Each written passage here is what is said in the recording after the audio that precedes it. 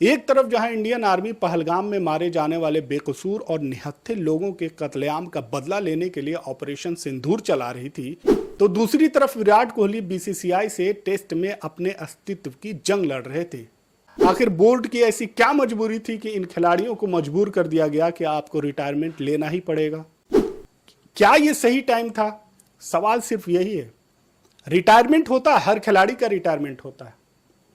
लेकिन अफसोस होता है कि इन बड़े खिलाड़ियों का रिटायरमेंट ऐसे वक्त पर नहीं होना चाहिए था। आप कितने बड़े खिलाड़ी हैं इसका अंदाजा इस बात से तो होता है कि आपने क्या क्रिकेट में किया है, क्या रिकॉर्ड बनाए हैं, कितने रन बनाए हैं और कितने सालों तक खेले हैं। लेकिन जब आप रिटायरमेंट लेते हैं तो उस वक्त भी यह अंदाजा होता है कि कौन है जो आपके रिटायरमेंट के बाद अफसोस करता है और बताता है कि यह खिलाड़ी उसके लिए कितना अहम था। और विराट कोहली के लिए सबसे बड़ी बात यह है कि उन्होंने क्रिकेट में तो जो कुछ किया है, जो रिकॉर्ड बना है, वो तो एक तरफ, लेकिन दूसरी तरफ यह है कि ऑपरेशन सिंदूर को लीड करने वाले डीजीएमओ जब अपनी प्रेस कॉन्फ्रेंस में, जहां पर वो इंडिया और पाकिस्तान के बीच वो ऑपरेशन सिंदूर की ब्रीफिंग कर रहे हो और उसमें बता रहे हो कि पाकिस्तान को किस तरह से धूल चटाया, और उसी वक्त वहां पर विराट कोहली का जिक्र करते हैं और ये कहते हैं कि मैं भी विराट कोहली का फैन था, तो आप अंदाजा लगाइए कि आपके रियल हीरो जो अपने कंट्री का फ्यूचर लिखते हैं, कंट्री की हिफाजत करते हैं,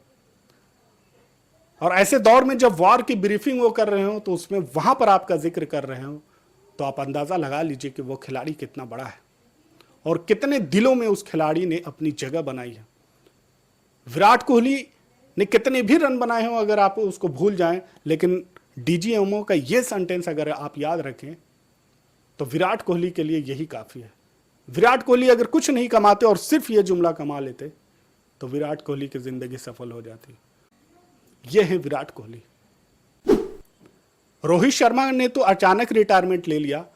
लेकिन विराट कोहली के बारे में तो यह खबर आ रही थी कि विराट कोहली ने बीसीसीआई को इन्फॉर्म किया है कि मैं इस फॉर्मेट से रिटायरमेंट लेने वाला हूं। खबरें यह भी आ रही थी कि विराट कोहली की कुछ शर्तें थी और उस शर्तों को वहां पर बीसीसीआई इनकार कर देती है। अब ये खिलाड़ियों का डिसीजन था या फिर बीसीसीआई हो या हेड कोच की जो दूरी है उसकी वजह से ये रिटायरमेंट हुआ, या क्या वजह थी ये तो सामने नहीं आएगी, लेकिन कुछ चीजें ऐसी हैं जो आपको सामने दिख जाती हैं कि खिलाड़ियों को मजबूर किया गया उन्हें रिटायरमेंट लेने के लिए, क्योंकि उससे पहले गौतम गंभीर ने जिस तरह का इंटरव्यू दिया था तो उससे अंदाजा हो रहा था कि गौतम गंभीर किस तरह से एग्रेसिव इंटरव्यू दे रहे थे। और गौतम गंभीर के बारे में पहले ही ये कहा जा रहा था, इन खिलाड़ियों पर निशाना साधे हुए थे कि ये खिलाड़ी चैंपियंस ट्रॉफी के बाद शायद ना दिखें और इन्हें मौका ना मिले, लेकिन वहां पर गंभीर ने यह कहा था कि अगर ये खिलाड़ी शानदार प्रदर्शन करते रहेंगे तो इन्हें मौका मिलेगा। चैंपियंस ट्रॉफी में भी रोहित शर्मा ने और विराट कोहली ने जबरदस्त परफॉर्म किया। इस आईपीएल में भी रोहित शर्मा और विराट कोहली शानदार प्रदर्शन कर रहे हैं, 50 लगा रहे हैं, लगातार 50 लगा रहे हैं। तो क्या ऐसे में अगर वो इंग्लैंड जाते तो टीम को डुबा देते? क्या टीम उनकी वजह से डूब जाती? ये सबको पता है कि विराट कोहली और रोहित शर्मा पिछली 2 सीरीज से फ्लॉप थे, लेकिन सवाल यह भी है कि सिर्फ और सिर्फ विराट कोहली और रोहित शर्मा ही फ्लॉप नहीं थे, बल्कि वहां पर इंडियन टीम के सारे बल्लेबाज फ्लॉप थे। अब चाहे न्यूजीलैंड सीरीज की बात करें या फिर बॉर्डर गवास्कर ट्रॉफी की बात करें, आप वहां पर लिस्ट उठाकर देख लीजिए, शुभमन गिल हो, केएल राहुल हो, ऋषभ पंत हो या और भी बल्लेबाज हो, सब फ्लॉप थे। तो यहां पर सिर्फ और सिर्फ विराट कोहली और रोहित शर्मा को क्यों टारगेट किया गया? इन खिलाड़ियों ने टीम इंडिया के लिए जो कुछ भी किया है वो सब कुछ आपके सामने है। टीम इंडिया को नंबर 1 बनाना हो, टीम इंडिया को टेस्ट में आगे बढ़ाना हो, खुद का रिकॉर्ड बनाना हो, टीम इंडिया का नाम ऊंचा करना हो, और इनके अगर पर्सनल रिकॉर्ड की बात करें तो इनके दौर में दूसरे जो वर्ल्ड के भी खिलाड़ी हैं वो इनके आसपास नहीं आते। और अगर आप विराट कोहली की बात करें तो विराट कोहली तो इस दौर में टेस्ट चैंपियन में इकलौते खिलाड़ी थे। जब T20 और ODI मैचेस पूरी तरह से लोगों के दिलों में छाए हुए हों, ऐसे में टेस्ट कौन देखता है? लेकिन रोहित शर्मा और खासकर विराट कोहली की जोड़ी ने इंडियन फैंस को, इंडियन क्रिकेटर्स को, इंडिया में और दुनिया में क्रिकेट को चाहने वाले लोगों को टेस्ट देखने की लत लगा दी थी, क्योंकि जिस एग्रेशन के साथ और जिस शानदार बल्लेबाजी के साथ ये दोनों खिलाड़ी टेस्ट में खेल रहे थे, उससे एक तरफ तो टेस्ट की पॉपुलैरिटी बढ़ रही थी, तो दूसरी तरफ टेस्ट क्रिकेट का खोया हुआ वकार भी वापस आ रहा था। पिछले सालों में अगर आप आईसीसी के शेड्यूल को उठाकर देखेंगे तो आपको अंदाजा हो जाएगा कि जितने ज्यादा T20 और ODI मैचेस कराए जाते हैं, उनके मुकाबले में टेस्ट क्रिकेट बहुत कम कराई जाती है। और इसकी वजह यही है कि टेस्ट में वक्त ज्यादा लगता है और आज के जमाने में किसी के पास वक्त नहीं है।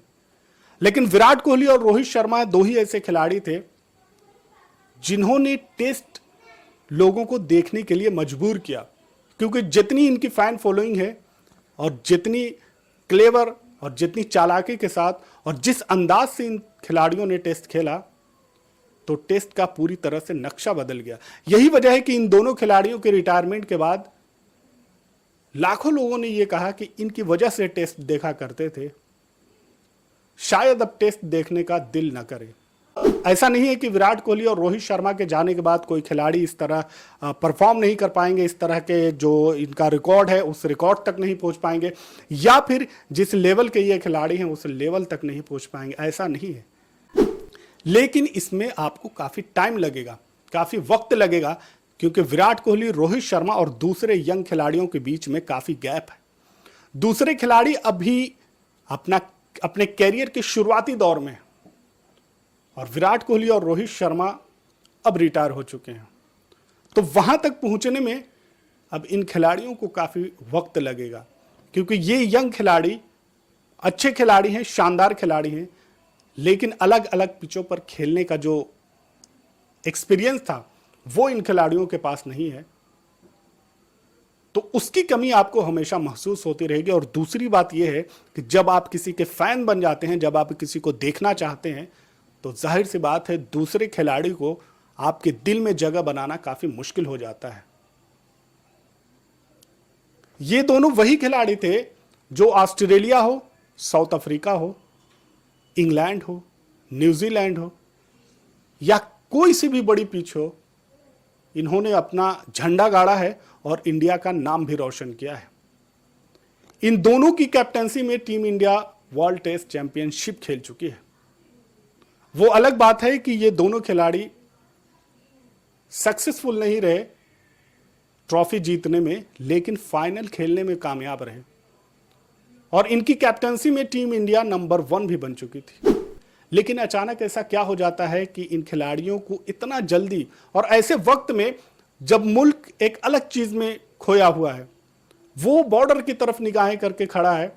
कि वहां पे जो जंग चल रही है वो इंडिया कैसे जीतता है और किस तरह से दुश्मन को तबाह करता है, दहशतगर्दों को तबाह करता है, दहशतगर्दों के ठिकानों को तबाह करता है। और ऐसे में बीसीसीआई हो या फिर हेड कोच हो और खिलाड़ियों के बीच इस तरह की बातें चल रही हो, तो जाहिर सी बात है कि इंडियन फैंस इसके लिए अभी तैयार नहीं। आईपीएल जैसा इतना बड़ा टूर्नामेंट रोक दिया जाता है। ऐसा नहीं है कि इंडियन आर्मी, इंडियन सिक्योरिटी इस काबिल नहीं थी कि इस दौर में आईपीएल करा ले, पूरी तरह से इसके लिए तैयार थी, और इंडिया के पास कई ऑप्शन थे कि वो इंडिया में ही इस टूर्नामेंट को करा सकती थी, लेकिन एहतियातन उसे रोका गया था कि ताकि पूरा कंट्री आर्मी के साथ जज्बाती तौर पे जुड़ा रहे,